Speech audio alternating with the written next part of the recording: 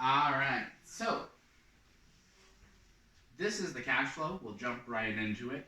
And so keep in mind our questions. We're going to look at net income and see how sales and expenses are going. Remember, they would create net income. Then look a little broader at how all of operations are going. And then scope it out entirely and say, what are the big sources and uses company-wide? And then we'll have not recommendations for the future, but important insights we want to investigate in the ratios. So looking at 2006, wow, that is not good.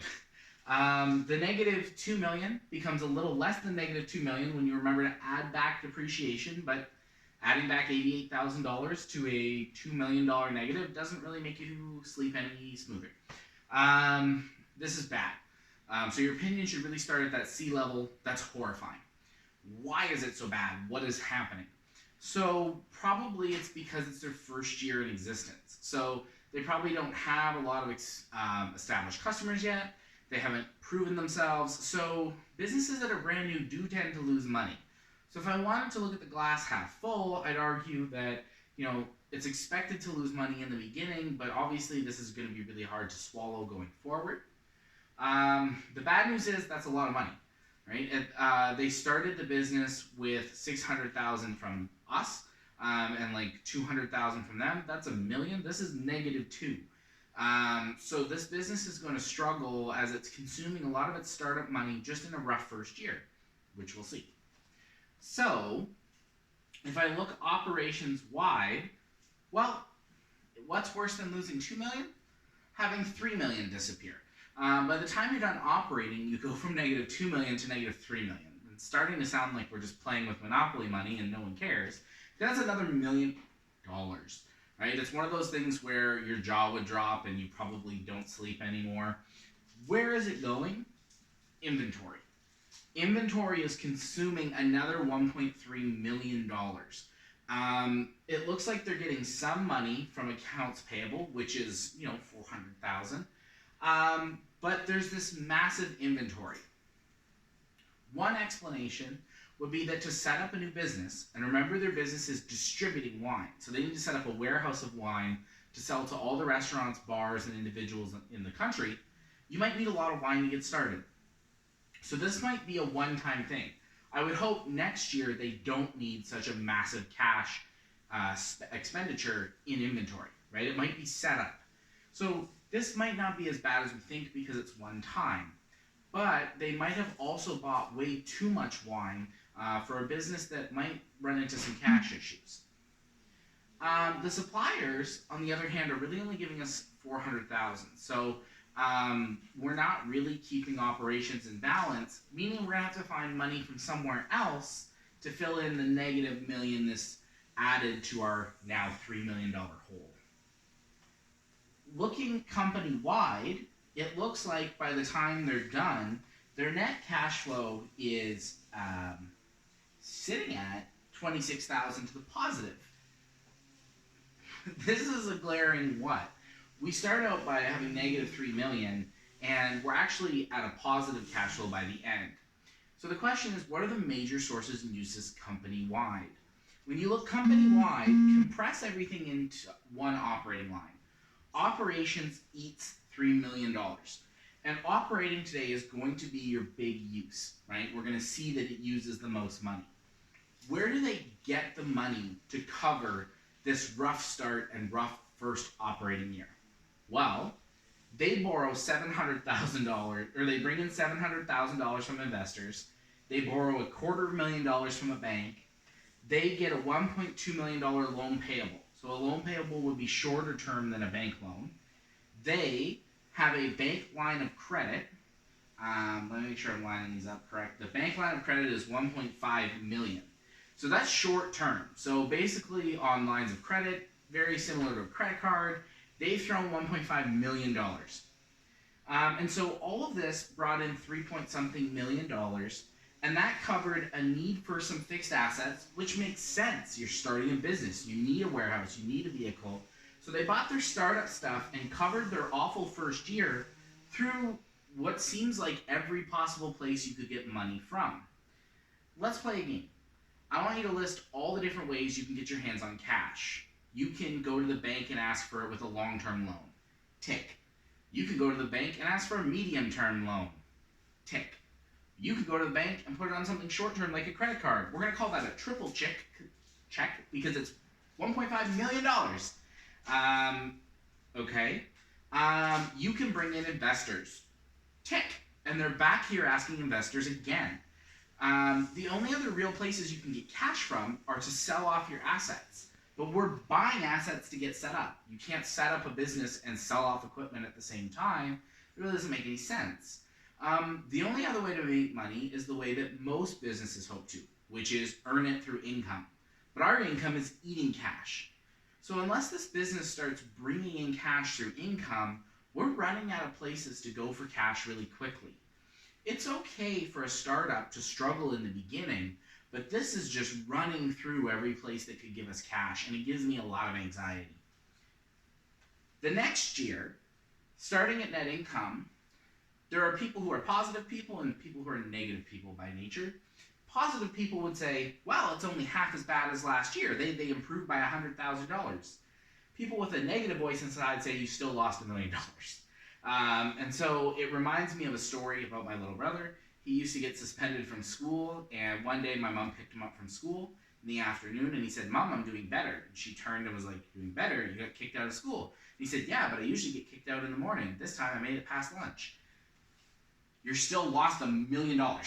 So yes, you're a lot more excited that it's not a loss of $2 million, but this is not something you would throw a party to celebrate. So it looks like that push to becoming profitable might still be farther in the distance. Their sales and expenses still not aligning. Which ratios am I going to investigate? The profitability ones, right? Profitability. Are you going to be profitable? And when? Because we're running out of time and we need to get to the point that this number is positive. Ooh. When I look at cash flow from operations, this time it's giving me cash. That's kind of a relief. I expected after losing $1 million that my operations might be sucking at the cash teat one more time, but it's not. It's positive. So how? Well, it looks like they freed up $650,000 in inventory and another $800,000 in accounts payable. So let's speculate. There's two possible ways that accounts payable gave us $800,000. One is that we're ordering bigger quantities. So let's say I always pay in 30 days, but my order becomes 3 times as big. That would give me 3 times as much access to cash. So maybe as the business grows, I'm naturally ordering more from my suppliers, and my suppliers would love me for this. Or the amount of cash is being freed up here by simply not paying our suppliers. So we might not be making, money. And so when we order stuff, we don't pay for it, and we just ignore the calls of collection. So this could be a really bad scenario or a really good scenario, but at $800,000, it's a major question. The answer is going to be an age of payables. If you see that age of payables is a reasonable number, then our business is just growing really rapidly, and this is a really exciting thing. If our age of payables is getting longer and longer and longer, we're abusing people because we don't have any money to pay them, and it's a big red flag. Inventory, again, has two possibilities. So if inventory is a source of cash, it means that our inventory amount has shrunk. So either we are reordering less and less inventory. Maybe we're learning, and so we used to order X amount of wine, and now we're only ordering this much because that's what we need. So maybe we're carrying less inventory, and that's where our big source comes from, is that the number of days of inventory is shrinking. The other thing that could be happening is we might still carry the same number of days. So maybe our policy is 60 days worth of wine, but our business is shrinking. Okay, so that's the other possibility. The idea that it's shrinking doesn't align with a lot that we're seeing, but it's possible. But it's more likely, but we'll see in the ratios, that we're probably carrying less days of inventory and learning as we go. Okay, so looking at this now, I leave operations with $700,000, and by the time I'm done net cash flow, I'm only -6. Okay, so something ate all that cash. Where? Well, this time around, my biggest use is fixed assets, and shortly after that, my biggest use is loan payable, and it looks like the money is coming from shareholder loans and operations. So, operations and shareholder loans are paying for new fixed assets and to pay back loans payable. What do we think of that? Well, this does seem good. It seems like, yes, my operations is giving cash. That's so exciting. But our previous discussion revealed that that's not from sales and expenses, it's from inventory and accounts payable manipulation. You can't count on that forever. If I were guessing, next year we probably can't fiddle with inventory or accounts payable more to get even more cash, so we might run into a problem. So it's not really a sustainable place. Seeing that they're paying loans payable back feels responsible, but also probably is forced, right? They're probably contractually required to start paying back some of this loan. That's why they bring in a shareholder loan. So this business doesn't really make enough money to pay back its loans. It turns around to shareholders and says, can I borrow money so that our business can keep going? That's not the greatest sign. And that's probably why they're here today asking for more money from me, is that they need funds from the owners to keep this thing going because the banks are starting to call those debts. More fixed assets could be good, could be bad, right? A lot of students think that more fixed assets is good, right? More equipment, more assets, the business is growing, yay. You've made a fatal assumption. You assume that what you're buying is worth it. You probably want to check in the ratios to see what kind of returns you're getting on those assets. If when you buy equipment, you make more money, go and buy more equipment.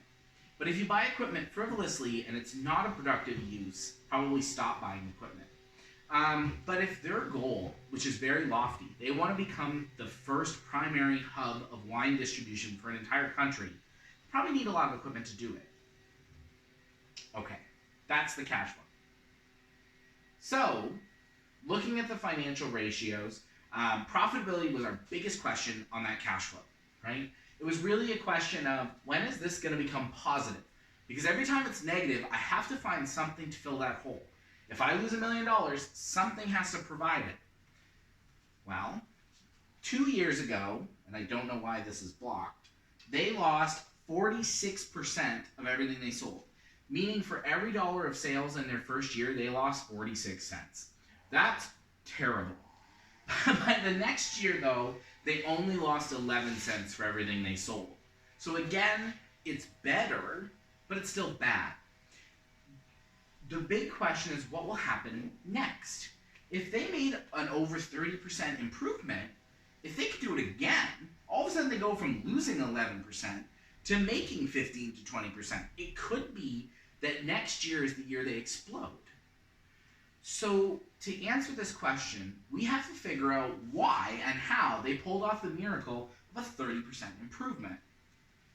Looking at it, right, we see one, that their gross profit takes a 10%, 12% leap.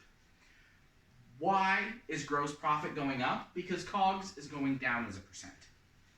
There's two possible reasons. Ratios are fractions, numerator or denominator. Either the price that they're selling at has increased, or the cost they're buying the wine at has decreased. So they used to sell wine. Let's say the price of a bottle of wine in Trinidad was $1. They paid 77 cents for that bottle. Now, based on the price, the cost is 65 cents. It could be that the price is the cost is the same, but now they charge $1.25.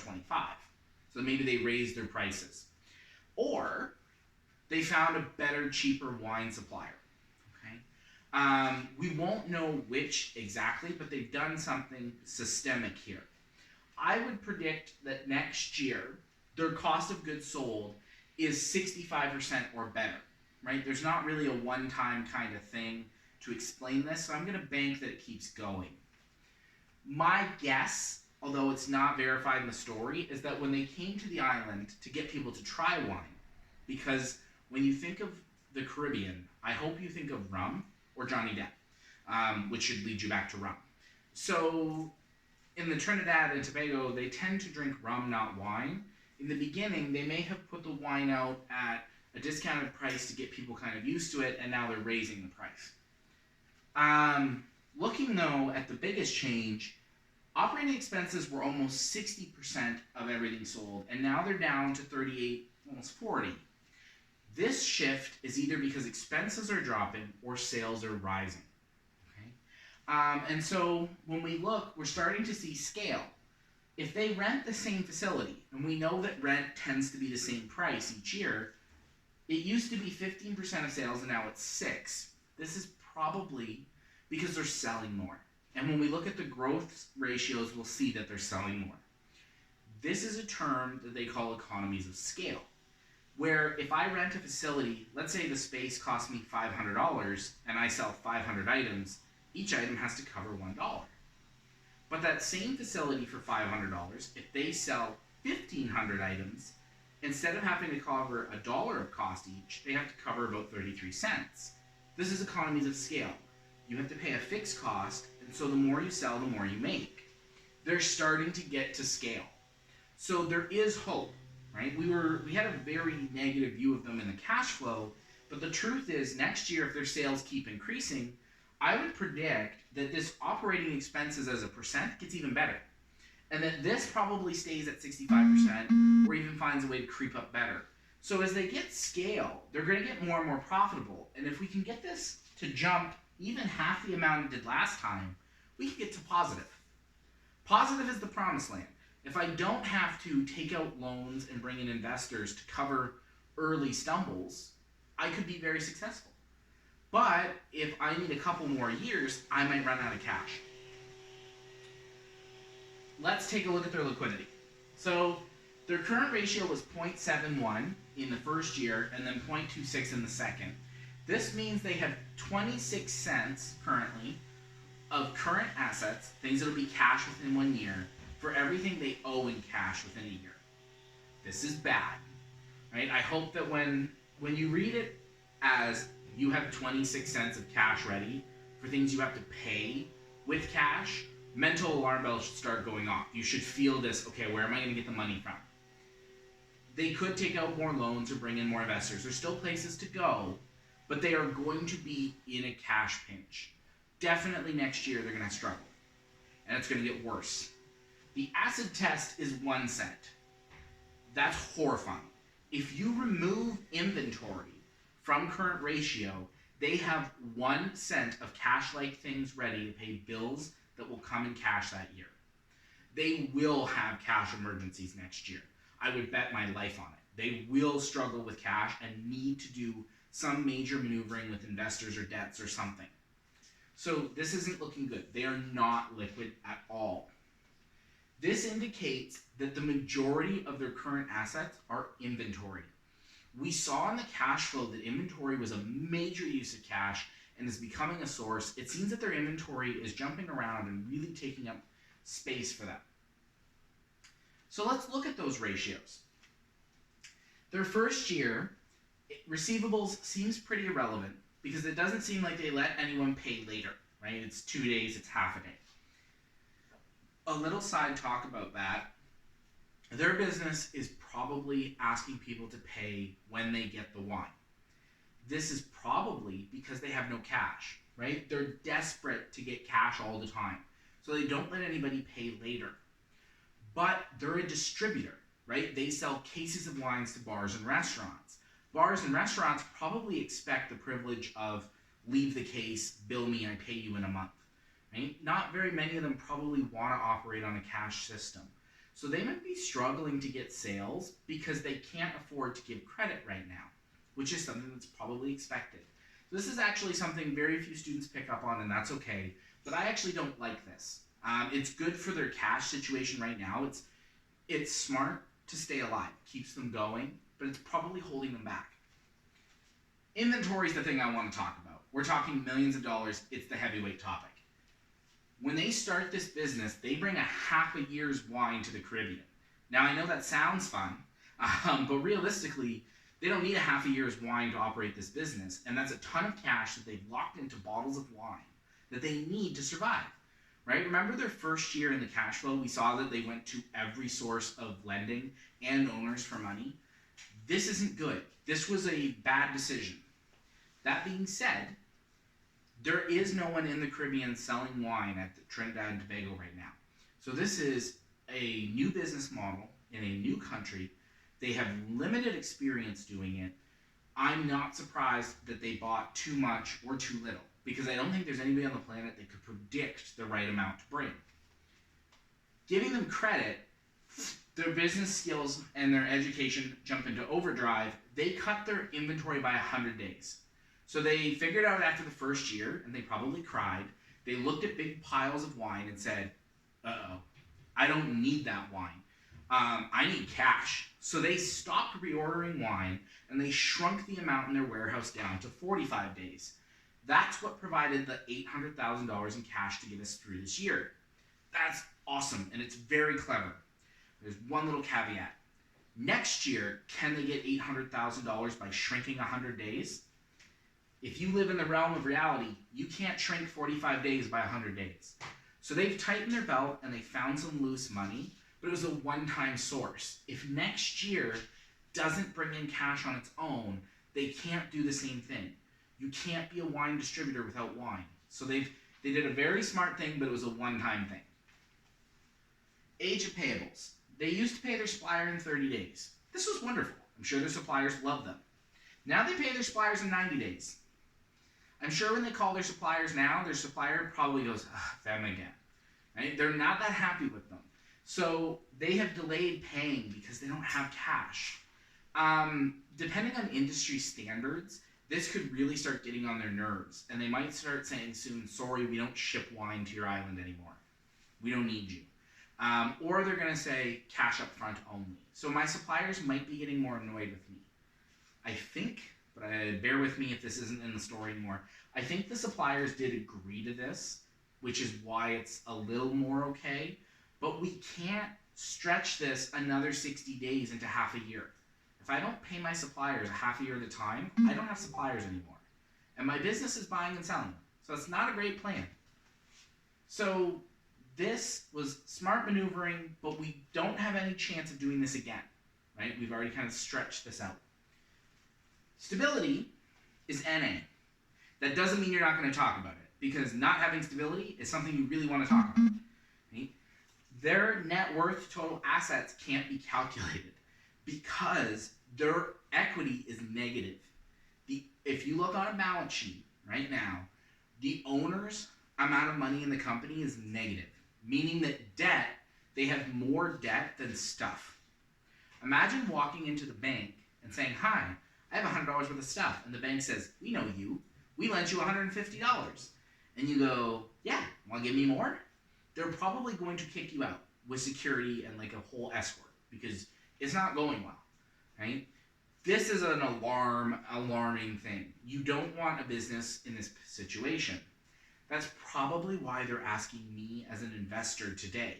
If they went to the bank, they get laughed at. So they can't go to debt sources anymore. That's really important to know. They don't really make money yet, so they can't afford interest on loans. No one lends to people who don't make money. You're not stable if you can't get cash in an emergency.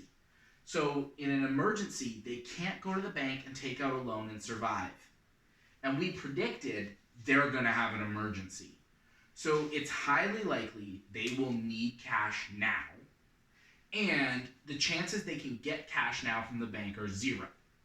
So that's why they're at me. As an owner and an investor, I might be willing to take on more risk than the bank. So maybe I could bail them out if I like what I see, but I see a ton of risk, right? And I'd have to be okay with that. So, the growth cycle. They grew their sales, they doubled their sales between the first year. That explains what we saw in profitability. They doubled their sales. But the bad news is their profits went from negative 40 to negative 10. Eyeballing it, their profits only went up about 30%, right? It can't be calculated because they're negative numbers, but they doubled their sales and they still didn't get to profitability. Next year, if they double their sales, will they finally get there? Is that even practical? There's not many businesses that year after year after year double their sales. It usually starts slowing down. So it makes me a little concerned to see that sales are doubling and they're still not at profit. I also see that they aren't buying too many more assets. That's probably because they have no cash. So they're probably only buying things they desperately need. And their owner's equity is negative because they keep losing money. This is not a healthy cycle. Right? You would hope if you sell more, you make more, you can buy more equipment. Here they sell more, they lose less, but I don't think that they're improving in profit as fast as sales when I look at things. All in all, I'm freaked out. Okay. When I look at this business, we talked about from the cash flow, income is negative and it's bleeding this company out of cash. They need cash from somewhere.